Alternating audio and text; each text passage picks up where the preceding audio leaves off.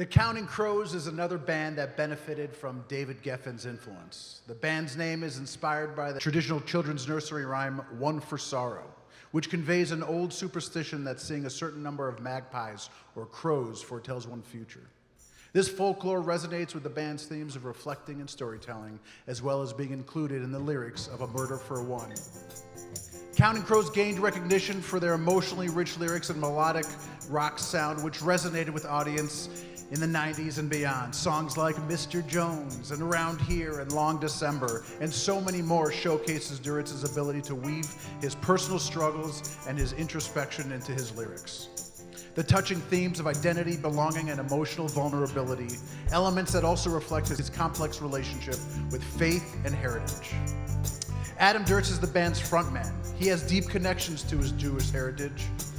He's the son of two physicians, Gilbert and Linda Duritz. Adam, on a few occasions, has spoken about his experience growing up Jewish and his personal struggles, including his mental health challenges, publicly disclosing his dissociative disorder in 2008. Duritz has expressed a strong emotional connection to Israel, which he visited multiple times in his teens. He also spends a significant time in Jerusalem engaging in Torah study at the yeshiva in the Old City, a place he described as deeply meaningful. Duritz finally performed in Israel in 2022, an experience he had long anticipated. He spoke fondly of the country, of reflecting on how being in a predominantly Jewish environment felt uniquely comforting. He expressed that Israel was intoxicating and a very heady liquor, highlighting how special it felt to be part of a community where Judaism was the norm rather than the exception. Duritz also spoke about the unique experience of being part of a country where you're not just one in the crowd, you're a part of the crowd, which was deeply moving for him. When Adam was 18, he went to Israel and lived on a kibbutz, working on a farm and living the young Zionist dream. That kibbutz was Kibbutz Nir Oz, which means the meadow of strength. During that time, he would often go hiking around the country, including across the Sinai. But at its core, Duritz said that the experience taught me what work is, to wake up and break of dawn every day and work with your hands. It is important to mention that Kibbutz Nir Oz was severely affected by the tragic events of October 7th, 2023. On October 6th, there were almost 400 residents of the kibbutz. Nir Oz was one of the first places infiltrated, starting at 6:30 on the 7th. 46 members of the kibbutz were massacred. 71 were taken hostage, many of which were brought home in the hostage exchange of November of 23, leaving 29 Nir Oz members still being held hostage by Hamas. This photo shows the mailbox system.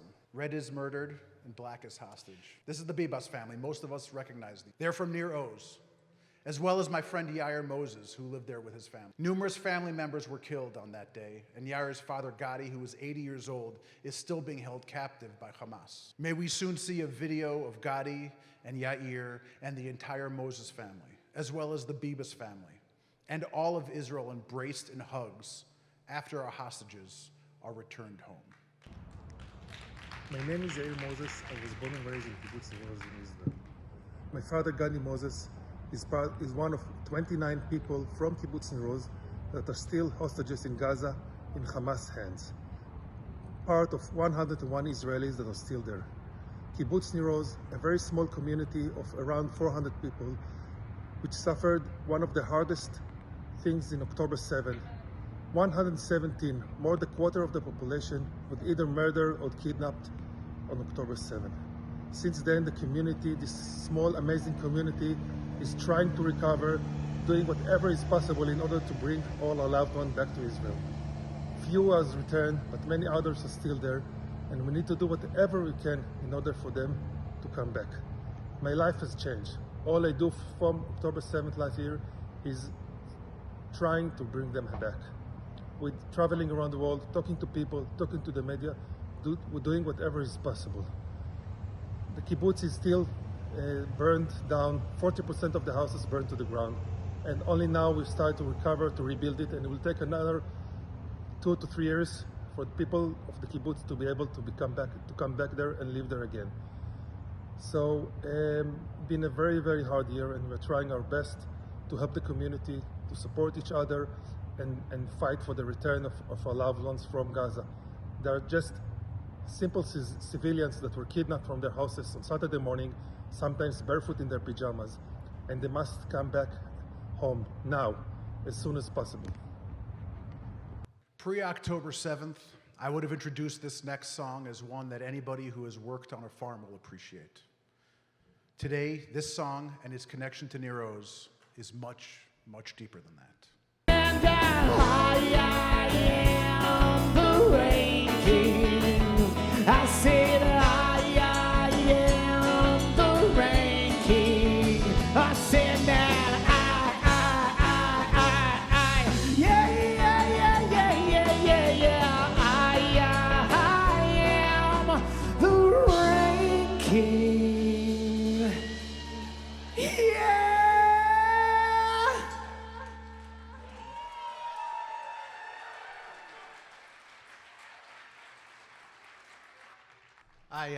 Before we move on, I just want to take a minute and say thank you to the band for honoring that song and doing such an incredible respect to that song. That was special.